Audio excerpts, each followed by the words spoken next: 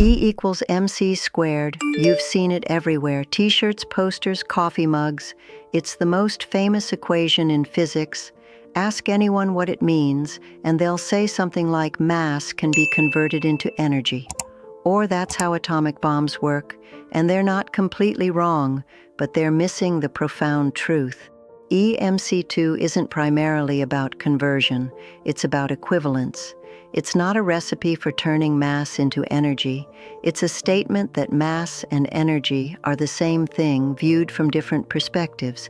And the reason they're equivalent, the deep reason that nobody talks about, is Emmy Noether's time-translation symmetry.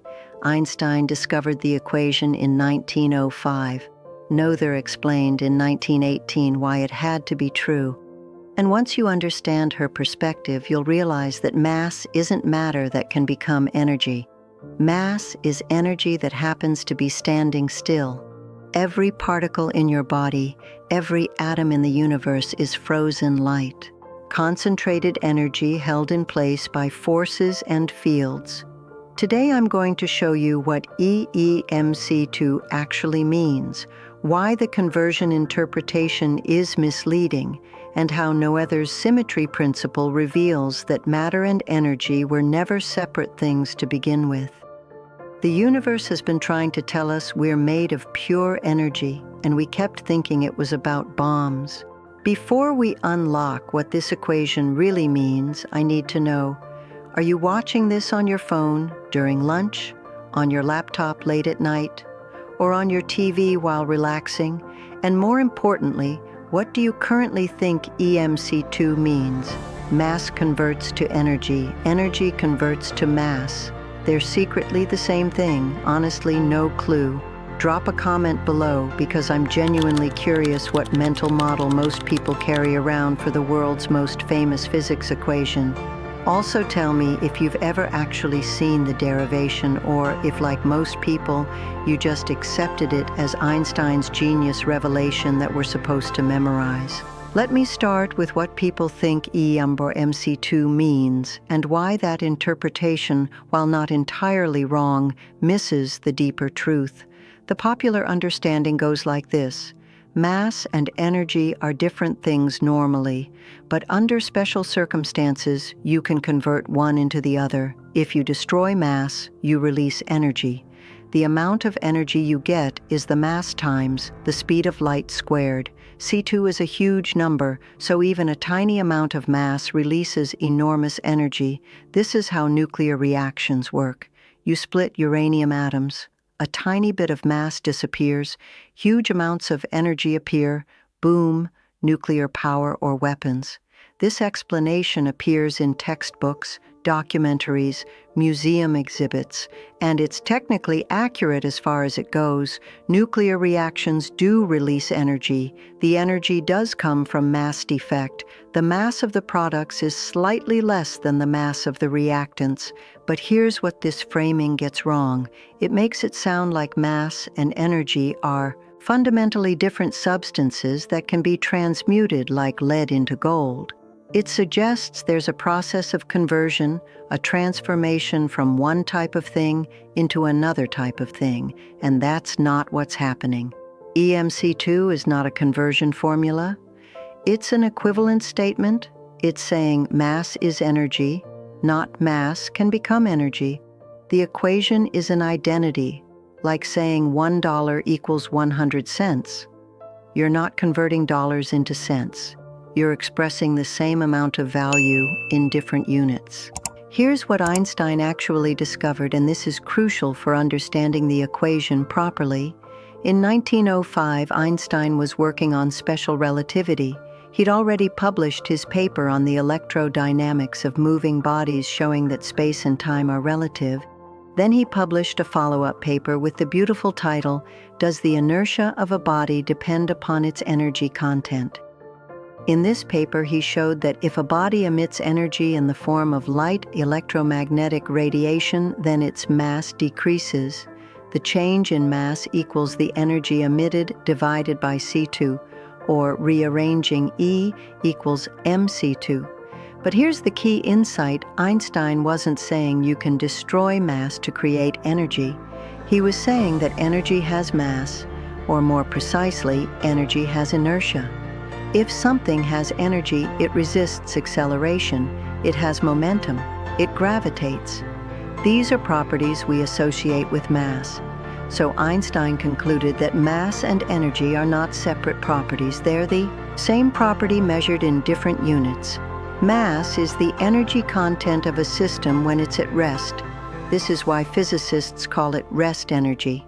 When you measure the mass of an object, you're measuring how much energy it would have if you could somehow convert all of it to light moving at speed c. But you don't have to convert it. The energy is already there. Mass is energy that's localized, concentrated, bound into particles and fields. Now let's talk about what c² actually means, because this is another thing people get wrong. C is the speed of light, about 3 times 10 to the 8th meters per second. So c² is 9 times 10 to the 16th meters squared per second squared. And people treat this as just a big number that makes the energy huge. But c² isn't arbitrary. It's not Einstein saying, let me multiply by a big number to make this impressive. c² is a conversion factor that comes from the geometry of space-time. Here's the thing. In special relativity, space and time are not separate, they're unified into space-time. And the way you measure intervals in space-time involves the speed of light as a fundamental constant. When you write equations in relativity, you're often converting between spatial measurements and temporal measurements. C is the conversion factor. It tells you how much space equals how much time. 1 second of time equals 3 times 10 to the 8 meters of space. That's what Ca means. Geometrically, when you square it c², you get a factor that converts mass, which has units of kilograms, into energy, which has units of joules. 1 kilogram times c² equals 9 times 10 to the 16th joules. That's not a statement about conversion processes. It's a statement about unit equivalence. Mass measured in kilograms is the same as energy measured in joules, with a conversion factor determined by space-time geometry. This is why particle physicists often set CE equal to 1 in their equations. They're using units where energy and mass have the same dimensions. A particle's mass might be given as 511 kilo-electron-volts, which is an energy unit. They're not saying it converts to that energy, they're saying it is that energy. Here's where Emmy Noether enters the story and transforms our understanding. Noether's theorem, published in 1918, proves that every continuous symmetry in physics corresponds to a conservation law. Time-translation symmetry, the fact that the laws of physics don't change over time, gives rise to energy conservation. Space-translation symmetry gives momentum conservation. Rotational symmetry gives angular momentum conservation. But here's the deep connection. Energy is conserved because time is symmetric. What you call energy is actually the conserved quantity associated with time not changing. And in special relativity, time and space are unified into space-time. This means energy and momentum are also unified into a 4-vector called the energy-momentum 4-vector. Just as space and time mix when you change reference frames, energy and momentum mix too. And there's an invariant quantity, a number that's the same in all reference frames. That invariant is the rest. Mass, mathematically, E2 minus P2C2 equals M2C4. This is the full relativistic energy-momentum relation. If momentum P is 0, the object is at rest. This reduces to E equals mc². So what Einstein's equation is really telling us is that mass is the invariant energy, the energy that doesn't change when you switch reference frames. It's the energy something has just by existing, even when it's not moving. Noether's theorem guarantees that this quantity exists and is conserved because of time-translation symmetry. Mass is the name we give to frozen energy, energy that's not flowing anywhere, energy that's bound up in the structure of particles and fields. Let me make this concrete with examples, because abstractions only go so far. Think about a proton. It has a mass of about 938 mega-electron volts if we use energy units. Where does this mass come from? You might think it comes from the 3 quarks inside the proton. But here's the shocking thing. If you add up the masses of 3 quarks, you get less than 2% of the proton's mass. The quarks themselves are nearly massless. So where's the other 98%? It's energy. Specifically, it's the kinetic energy of quarks zipping around inside the proton at near light speed, plus the potential energy of the gluon field holding them together, plus the energy of virtual quark. Antiquark pairs popping in and out of existence, all of this energy contributes to inertia. It resists acceleration. It gravitates, we call it mass. But it's energy. The proton is a bound state of energy fields. When you measure its mass, you're measuring the total energy content of those fields in the proton's rest frame. This is what E or mc² means. The mass is the energy, and the energy is the mass. There's no conversion happening, there's just one thing being measured. Now let's address the nuclear bomb thing, because yes, nuclear reactions do involve mc², but not in the way people think. When uranium-235 undergoes fission, it splits into smaller nuclei, plus neutrons, plus energy. The total mass of the products is about 0.1% less than the mass of the original uranium. Where did that mass go? It didn't disappear, and it didn't convert into energy. What happened is the products are in a lower energy configuration. The binding energy holding the smaller nuclei together is greater than the binding energy in uranium. That difference in binding energy gets released as kinetic energy of the fragments.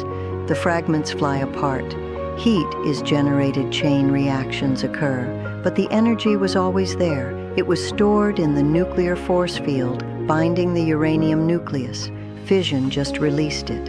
It's like a compressed spring releasing potential energy.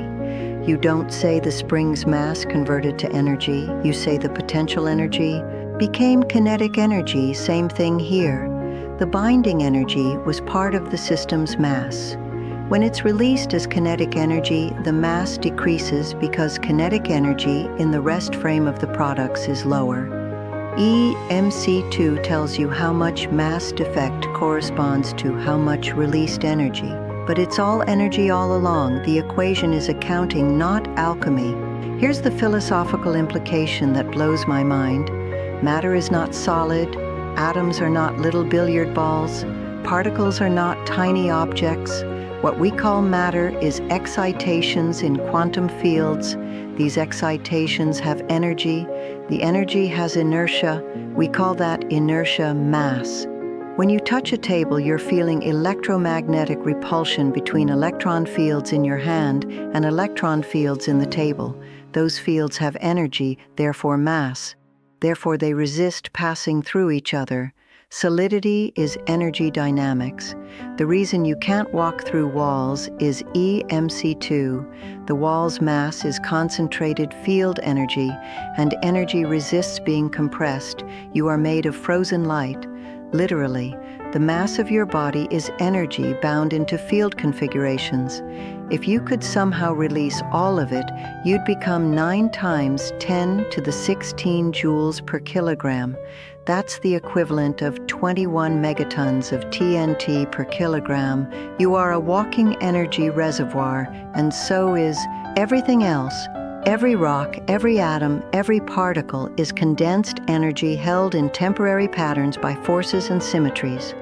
Noether's theorem tells us this energy is conserved because time doesn't change. The universe's total energy was set at the beginning and remains constant. It just flows between different forms, different configurations. What you call mass is one of those configurations. Let me show you why the speed of light appears in the equation, because this confuses people. Why is it energy equals mass times light speed squared? What does light have to do with mass? The answer is c is not really about light specifically. C is the maximum speed that information or causality can propagate through spacetime. We call it the speed of light.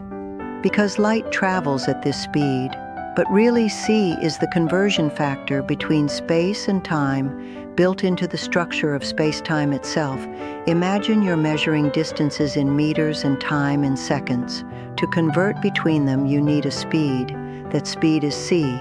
When you measure energy in joules and mass in kilograms, you need C2 to convert between them. It's the same geometric conversion. The equation could be written E equals m.